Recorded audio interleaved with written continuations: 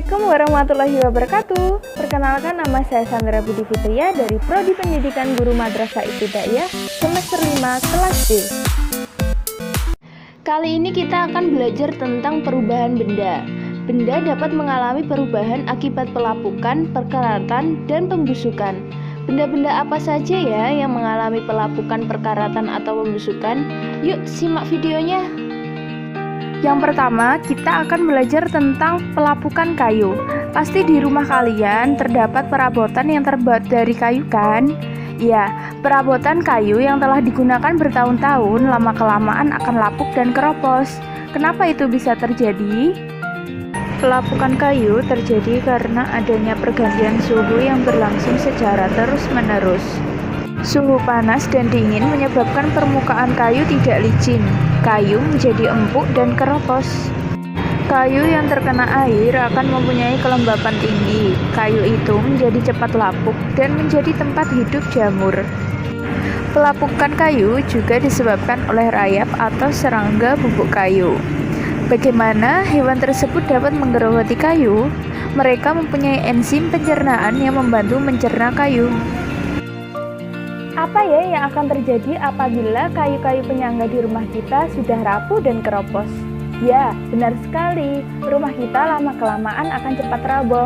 Karena kayu-kayu penyangga di rumah kita sudah tidak kuat lagi menyangga. Apa yang harus kita lakukan untuk mencegah pelapukan? Kayu atau perabotan rumah yang terbuat dari kayu sebaiknya diberi meni, pernis, atau cat. Selain menambah keindahan, kayu juga terjaga kualitasnya. Kayu dikeringkan untuk mengurangi kandungan air di dalamnya. Kayu jangan diletakkan di ruangan yang lembab, karena di ruangan lembab sangat banyak mengandung air. Kedua, kita akan mempelajari tentang pengkaratan. Coba perhatikan pagar besi yang ada di rumahmu atau di sekolahmu. Pasti warnanya sudah mulai menguning dan menghitam, atau malah sudah aus dan berlubang. Nah, itulah yang disebut dengan karat. Apa sebenarnya yang menyebabkan perkaratan logam? Karat pada logam terjadi karena reaksi kimia antara logam dengan udara. Reaksi tersebut dinamakan reaksi oksidasi. Reaksi tersebut membentuk besi oksida atau karat. Reaksi oksidasi banyak terjadi di udara lembab yang banyak mengandung air. Perkaratan pada besi dapat dicegah dengan cara menutupi permukaan besi dengan cat atau dengan pelumas. Pernahkah kamu mendengar tentang tetanus? Tetanus adalah penyakit yang terjadi karena infeksi yang diakibatkan oleh karat besi. Jika seseorang menginjak paku besi yang sudah berkarat, zat racun pada karat paku dapat menimbulkan kejang-kejang. Apabila tidak segera diatasi, dapat menyebabkan kematian. Oleh sebab itu, jika seseorang tertusuk paku yang berkarat, harus segera dibawa ke dokter. Orang itu harus segera mendapat suntikan anti tetanus. Yang terakhir, nomor 3 adalah membusukan makanan. Makanan yang basi jangan pernah dimakan. Pastinya di makanan basi sudah terdapat kuman-kuman yang berkembang biak. Basi artinya berbau tidak sedap atau sudah masam. Basi termasuk proses tahap awal dari pembusukan. Apa yang menyebabkan roti dan buah bir itu berjamur dan membusuk? Ya, penyebabnya adalah mikroba atau bakteri yang hidup di air dan di udara. Makanan yang dibiarkan di tempat terbuka dalam waktu cukup lama akan cepat membusuk. Makanan yang mengandung air juga lebih cepat membusuk daripada yang kering. Untuk mencegah terjadinya pembusukan pada makanan, kita dapat melakukan beberapa cara berikut. 1. Mengeringkan makanan. Hal ini agar makanan hanya mengandung sedikit air. Dengan demikian, mikroba atau bakteri tidak dapat hidup.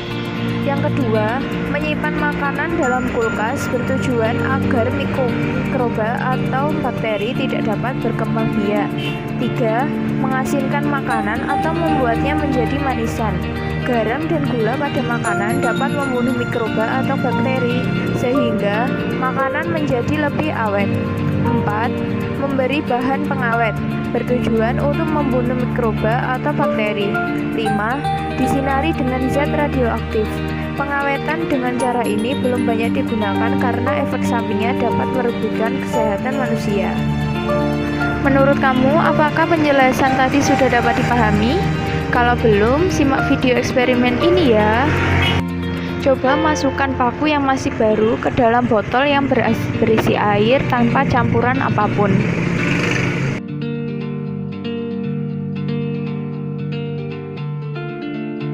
Di hari pertama, paku dan air masih belum menimbulkan reaksi.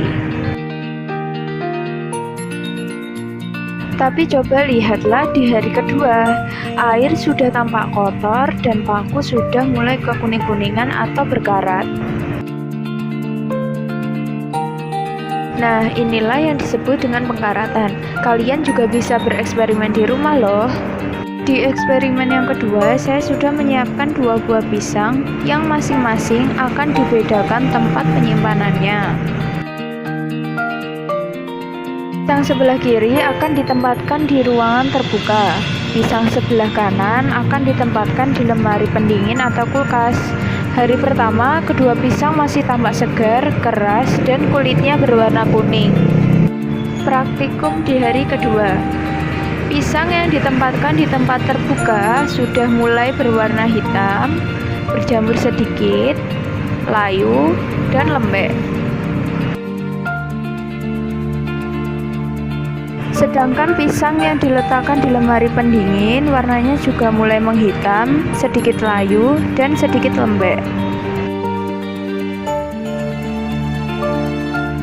Praktikum hari ketiga. Pisang yang diletakkan di ruangan terbuka warnanya semakin hitam pekat, semakin lembek, banyak jamur, dan berbau. Sedangkan pisang yang diletakkan di lemari pendingin warnanya semakin menghitam juga, semakin layu, dan teksturnya melembek.